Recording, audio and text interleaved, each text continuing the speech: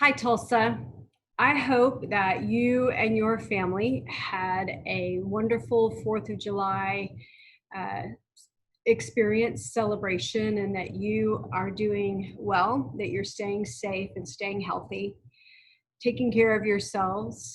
There is truly so much in the world right now that is challenging. It's hard. It's stressful, and I just want to make sure that you are taking care of yourselves. We also have to find those moments of joy and celebration, even as we continue to navigate some really difficult challenges that remain ahead of us. So one of those challenges is anticipating the upcoming school year.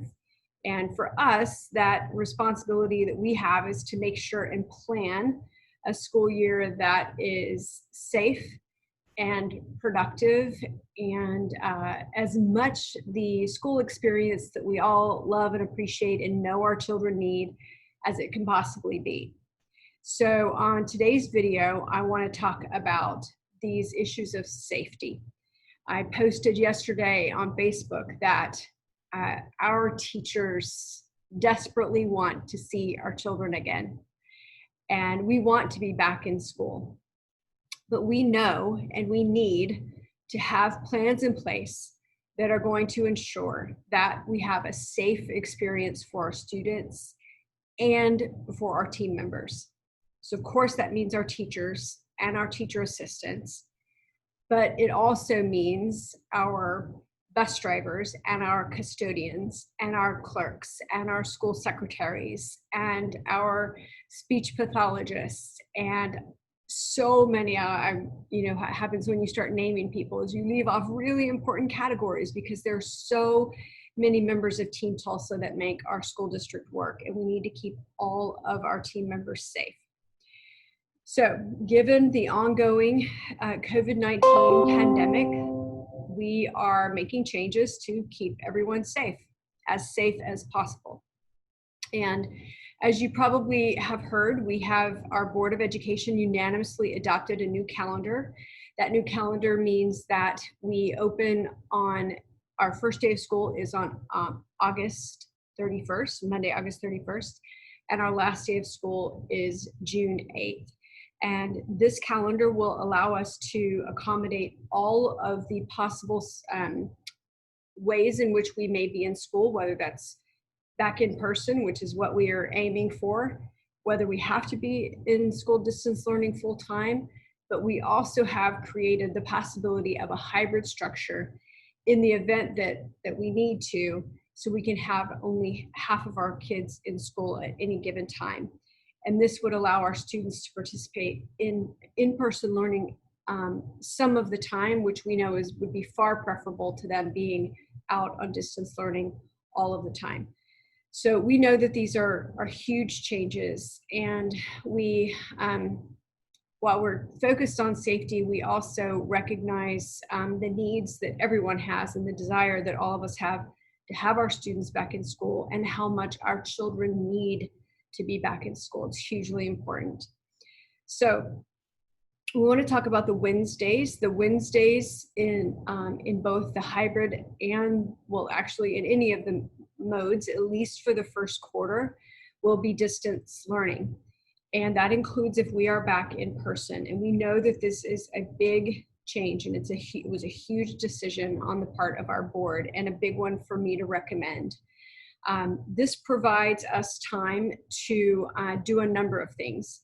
For one thing, it gives us a chance midweek to do a really significant cleaning. And that includes the kinds of things that we're not able to do every evening that have to do with biospray technology and so forth.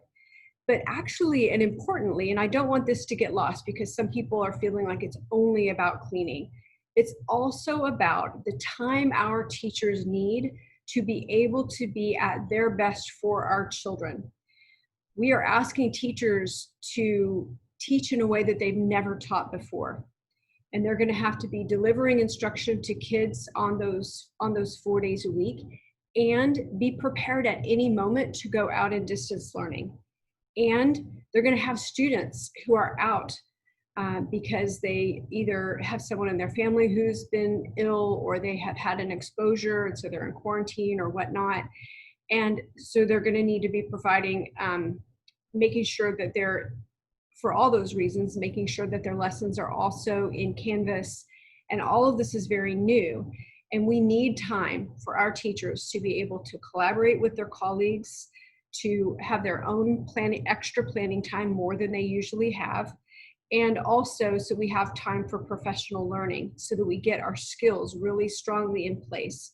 It also will spend about half the day as well working with our students who need that extra help to get caught up from having been out for so long. So this is really important for us to have the flexibility to be able to do that. We have said that we will revisit this after the first quarter, see how it's going, see what the need is, and if it's not necessary, we won't keep doing it, because we completely understand the impact that this has on families. But the board made this decision in June because we wanted to make sure that families had plenty of time to be able to make alternative arrangements for those Wednesdays. All right, so this is, we have an amazing person in our, on our team. Her name is Sue Ann Bell. And she, when we say that we have this priority around safety, she's our lead on safety. And when we say nothing is more important than keeping our students, our team members, and their families safe, this is the person who is supporting our district, leading our district in making sure that that part of the priority is taken care of. She's not doing it on her own. She has multiple teams, team members from across the district, because it's not just an operations responsibility, which is what she leads. It goes beyond that. And we're following obviously all the guidance from the health department and beyond. But anybody who knows Sue Ann Bell, well, let me do this. I'm gonna bring her in, and then I'm going to, I think I'm gonna do this. Let me see. There we go. Here we go. I can actually figure this out. Hi. Hello, Sue Ann. Hi there, how are you? I'm doing well, thank you. How are you? I'm good, very good, thank you. I appreciate the opportunity to visit with you today. Well, I'm so glad you're here, and thank you. I wanted to, I was doing this introduction of you, and then I thought, well, let me just bring you in. They can see you in case they don't know you, rather than just talk about you without you being in the room, so to speak. Oh, wow, okay. So I'm going to embarrass you a little bit, because I know you don't like this kind of thing.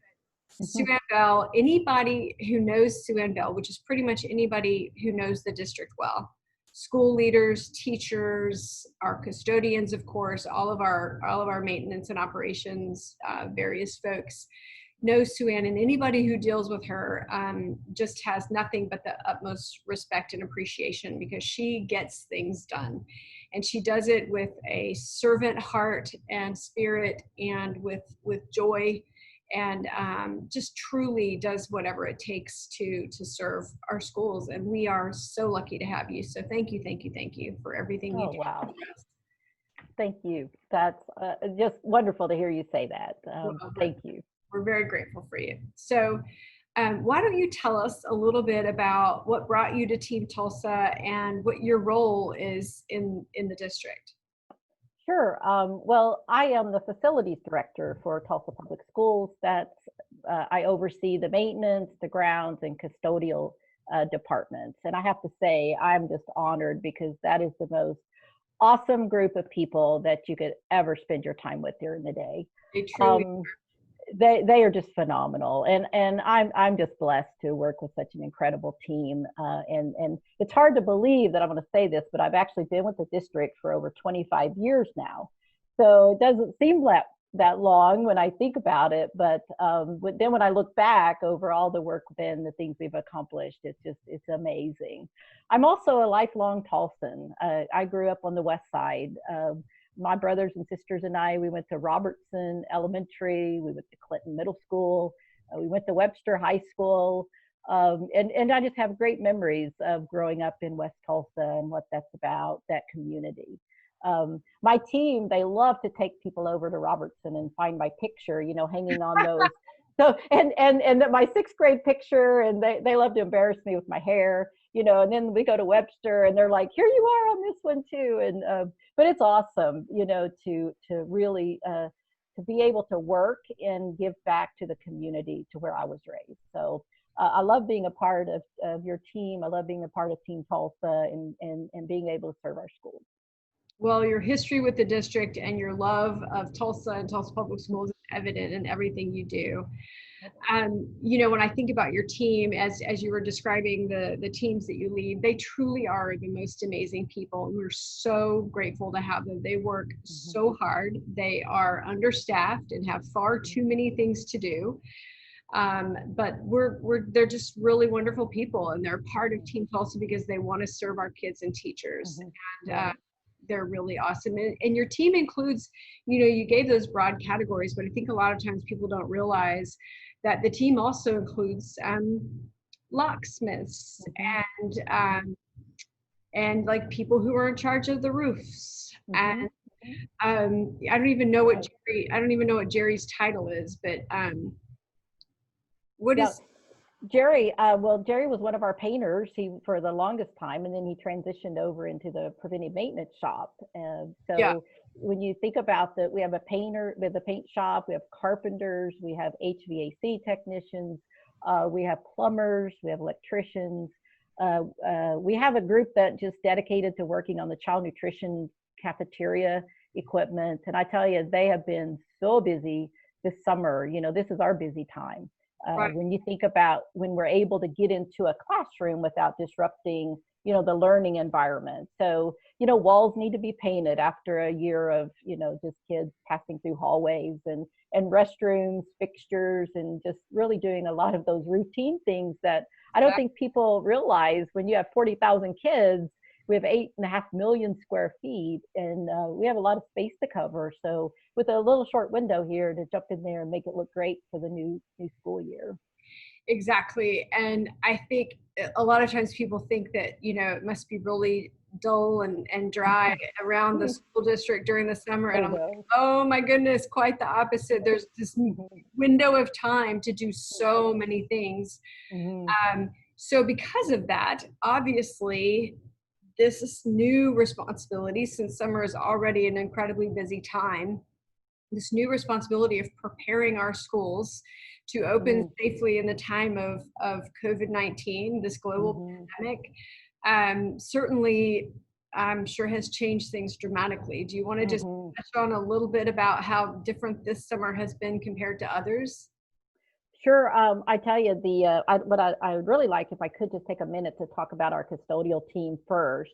When this pandemic first hit, our teams have been on the front line. We have not missed a beat. Our folks go to work every day. They get up, they leave their families, they go out into the workforce, and just to make sure that we do have these schools ready for the start of school.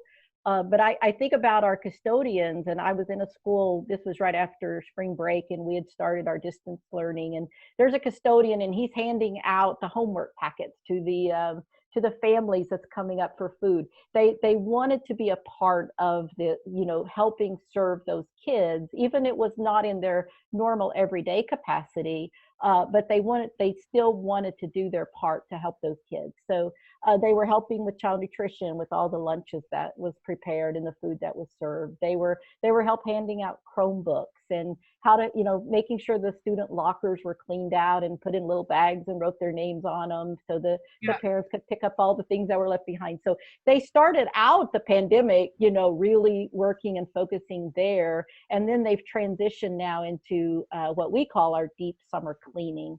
And that is a little different because they are truly focused on cleaning, disinfecting every surface. I mean, they're wiping things down. They are putting little covers on the chairs. They're making sure no one comes in to touch and disinfect and, contaminate what they've cleaned. They're taking a lot of pride in that. but they're also kind of staging the furniture so we know once decisions are made on how we start school in the fall, how we'll be able to socialize, set it up for social distancing.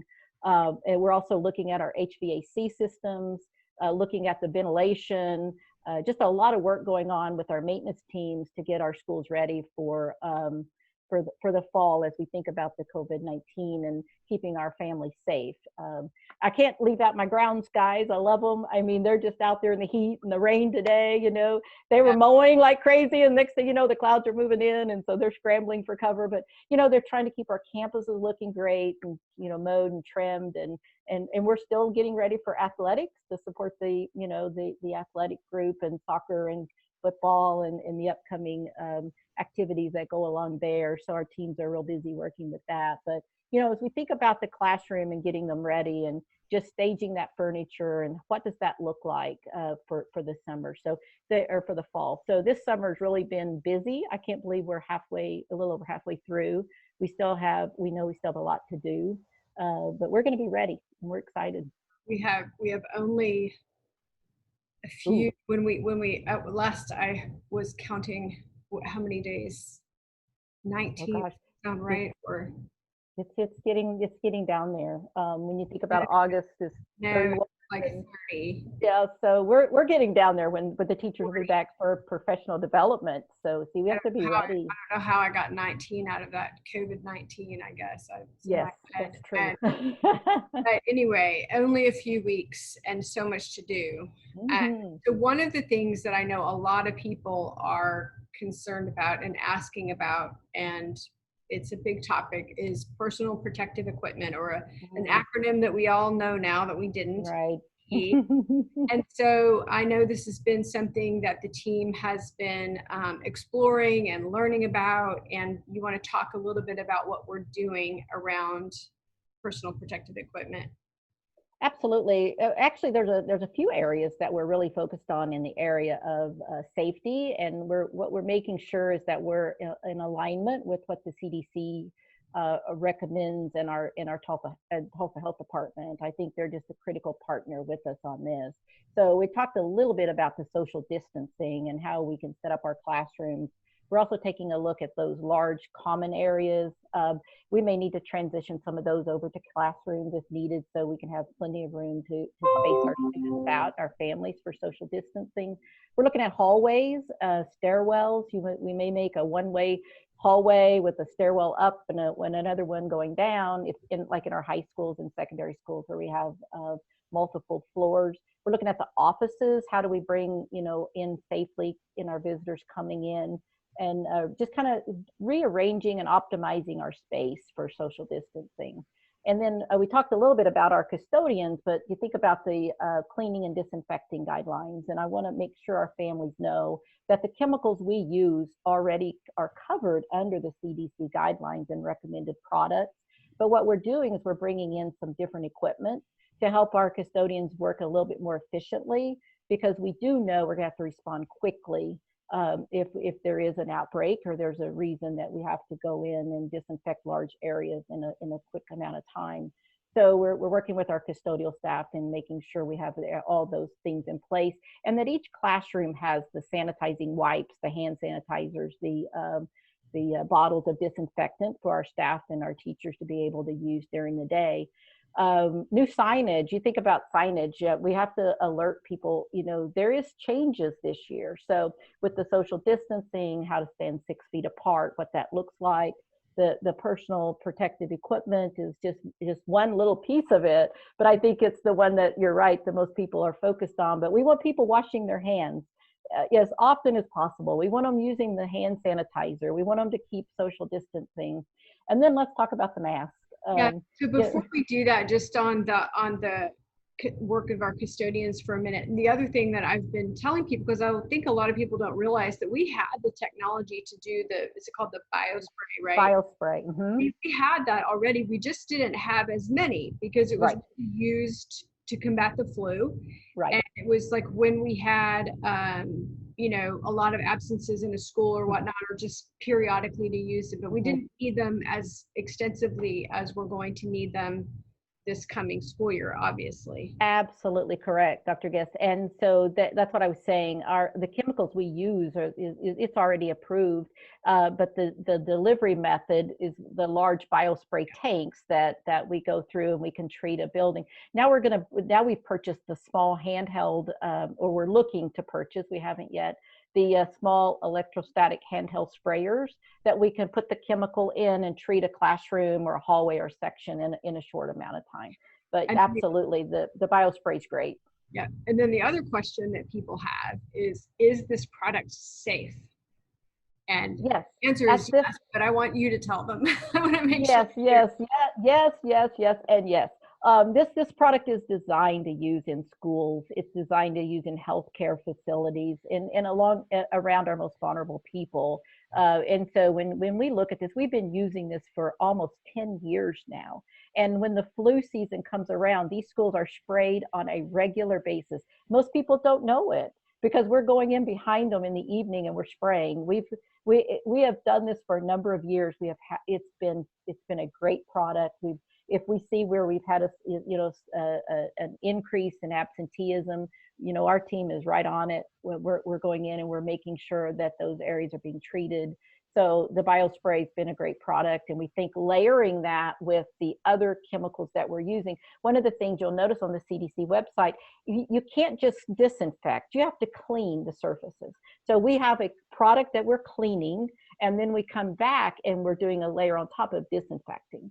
So we're adding that extra layer. That's what I was talking about earlier, is going through that training and making sure our custodians understand that and how important it is that they follow these guidelines. So we also are going to spend a lot of time right at the end of this summer. We've got designated for RPD for our staff. So we want everyone to understand, because we all may be, jumping in and working in different capacities, right? So this is the most important thing, is going to be making sure our schools are clean and safe.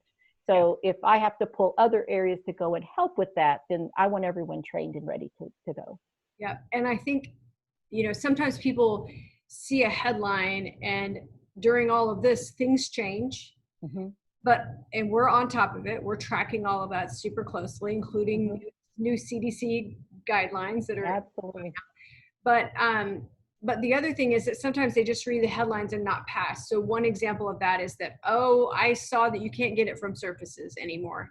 That is not true. Mm-mm. What they said is surfaces weren't as high of a priority as they had originally talked about or whatnot. But surfaces absolutely do still matter, mm-hmm. as does the hand washing and the eye touching and our mm-hmm. face touching, and all of those things that we need to learn and mm-hmm. behaviorally differently. Mm-hmm. So, okay, thank you for that. And then you were moving on to personal protective equipment. Yeah, so just want to touch base on that a little bit as we've been working and working with the health department, with Dr. Dart and his team, just looking at what other best practices. We know masks are important. We also know that the face shields may be necessary, so we're procuring those face shields so that there's certain areas where those will be important, and there's certain people that can't wear a mask. We understand that, so we want to have an alternate product for them to be able to wear. We also know with our deaf ed population, we want to be able to clearly see the mouth, and then kinds of speech pathologists, right? Even teaching reading and things like that can be important. Yeah. Yes, and we were meeting with Dr. Grisso and her team, and she was talking about the English language learners, that it's very important for them to see your lips, for them to understand how to pronounce the words. So just a lot of, we're meeting with all the various team members just to understand, what do we need to provide for your team to be successful? So it's not just a one size fits all. I want folks to understand that we're really looking at what other technologies out there, what other products are out there, and then protective gowns and gloves, and there's just a whole list of, someone called it a shopping list, and I think of that in that way, because a teacher should be able to say, here's what I need to be able to educate my students successfully. Yeah, and so on the gowns and gloves, so that nobody gets the wrong idea, so the gowns and gloves, we have members of our team that need even greater kinds of personal protective equipment, like our health assistants, like some of our special education teachers and paraprofessionals who are assigned to specific students who have needs that would require additional care, because there are things that they do that require more closeness and more of that interaction, that means a different level of protection for those adults, that it more puts them more kind of in line of like a healthcare or a healthcare provider. Right. Yeah. So we touched on signage. Is there, you talked about that. Is there anything else? So we've talked about PPE, we've talked about social distancing, we've talked about cleaning, we've talked about, so is there anything else, Sue Ann, that I just would really want to say we are deeply committed to keeping our students safe. I mean, and our that is at the core and heart of everything that we do. And we want our families and our staff and our team members to know that we are following the recommended guidelines, the most current recommended guidelines, because I think they change. And so we are in constant contact with folks and just really trying to do what we know is best for our families and implement the best safety measures that we can to bring our kids back safely. Yeah, awesome. All right, Sue Ann, well, thank you so much for joining me today on chat, and I will see you very soon in one of our mini planning meetings. So absolutely, thank you, I appreciate it. Bye-bye. Appreciate you so much. Thank you. Bye-bye. So you can tell, I'm sure if you didn't know Sue Ann already, you can tell just truly how amazing she is just by, I'm sure, just that conversation alone. So I want to just say on the masks, one of the questions I'm getting a lot is, are we going to be required to wear masks? And some people ask it because they're saying we better be required to wear masks. That's a safety issue. And then others are saying we better not be required to wear masks. I don't want to wear a mask. And so we know that there are going to be folks that are going to not be happy either way. And we're going to make as best as we can to make this workable for everyone, but we are going to need to make decisions that are based on what we know is going to prioritize safety. We have not made a decision yet about who will wear masks and when they will be worn, but there will be masks. And I think right now people should be planning to and expecting that there will be masks being worn in our schools by staff and by students. We know that people need breaks from masks. We know that some students with special needs, we know that some people have medical reasons that a mask may be difficult for them. And we know that our little bitty kids are going to have challenges with masks. I've posted actually some of those hilarious videos that are being done by teachers elsewhere in the country that just are so spot on in terms of how difficult this will be. We hope that parents will be talking about the importance of masks and hand washing and safety and why we want to keep the germs away from us, why we're not touching our face and we're not touching others. We're protecting people's private space and things like that. We really need help with that this summer for all ages of students, and from our teenagers all the way to our little bitties. And we will let you know what our decisions are about masks. We honestly, because the information is evolving so quickly, we don't want to make that decision too soon. We will be prepared. The one thing I can tell you right now is that we will be prepared, and you heard this from Sue Ann Bell, we will be prepared with the personal protective equipment that we need to start our year with everyone wearing a mask, should we need to do that. And then what we will do is we will make the determination as we get closer to school about the details of that and be clear about that. So let me just make sure there's anything else. I think that pretty much for now. Please just go ahead and put in the comments any comments or questions that you have, concerns, your worries, your ideas. We are very open. You should not make assumptions that we figured everything out, but know that we're going into a lot of depth on all of this. But don't ever hesitate to give us your ideas or things that you see that you think would be useful to us. You can always email me at deborah.gist@tulsaschools.org. You can also go to our website, tulsaschools.org/back-to-school. There's a ton of information there, including frequently asked questions and so forth. So thank you. This was a little long. I hope not too long, but I certainly appreciate you and look forward to continuing to work together on having an amazing school year in this crazy year of 2020. All right. Thanks, y'all. Bye-bye.